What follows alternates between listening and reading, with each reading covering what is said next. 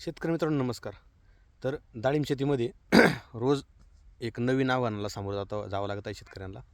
तर महत्त्वाचा मुद्दा असा आहे, वातावरण हे 2-3 दिवसापासून जरा थोडंसं खराब झालेलं आहे.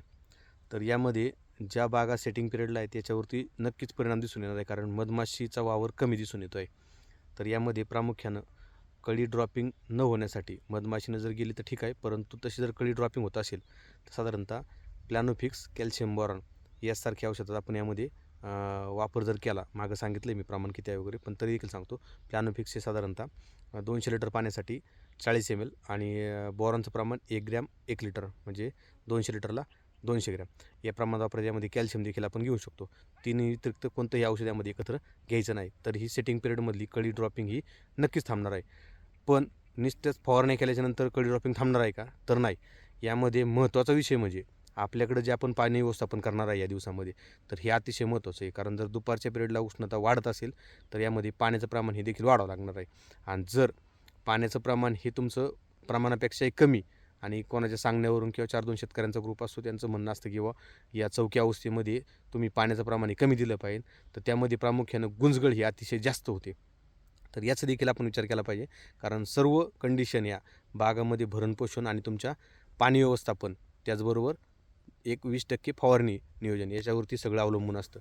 तर महत्त्वाचा विषय म्हणजे आपलं पाणी व्यवस्थापन हे जर दुपारचं उष्णता वाढत असेल आणि जर सकाळची कमी होत असेल आणि वातावरण जर ढगाळ असेल तर पाण्याचं प्रमाण हे व्यवस्थित आणि अत्यल्प ठेवलं तरी चालेल. आणि दुपारच्या वेळेमध्ये जर उष्णता वाढत असेल तर पाण्याचं प्रमाण हे रेग्युलरपेक्षा थोडं वाढवलं पाहिजे, कारण झाडाचं जे काही सिम्पटम असतात हे थोडी पिवळकी दाखवणं, सुकवा दाखवणं, तर याच्यानुसार आपण पाणी वाढवलं पाहिजे. हे पाणी कमी असण्याचे संकेत आहेत. तर त्याचनुसार काही बागेमध्ये नवीन चौकी ही डेव्हलप होत आहे. तर त्या नवीन चौकीमध्ये जर गुंजगळ किंवा गुंज काळी पडलेली दिसत असेल तर आपण 100% यामध्ये आपला पाण्याचं प्रमाण हे वाढवून घेतलं पाहिजे.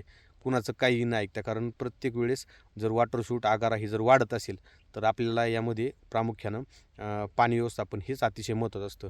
त्याचबरोबर ज्यांच्या बागा सेटिंग होऊन हिरव्यामध्ये गेलेल्या आहेत तर यांची देखील बऱ्यापैकी पाकळी, करपा याचा प्रादुर्भाव हा या ठिकाणी वाढत असतो. दुपारचं नाही, पण सकाळी पहाटेच्या टायमिंगला जर दव पडत असेल तर आपण यामध्ये प्रामुख्यानं स्कोर कवरसारखी फवारणी यामध्ये घेतली पाहिजे, किंवा तुमचं नेटिव्ह याचे देखील बुरशीनाशकाची फवारणी यामध्ये झाली पाहिजे. तर महत्त्वाचा विषय काय आहे, तर बाग आपली कोणत्या स्टेजला आहे त्या पद्धतीने आपण त्यामध्ये कामकाज केलं पाहिजे. यामध्ये रेस्टमधल्याला कुठल्याही फवारण्यांचं डिस्टर्ब करायचं नाही, रेग्युलर फवारण्या चालू ठेवायच्यात.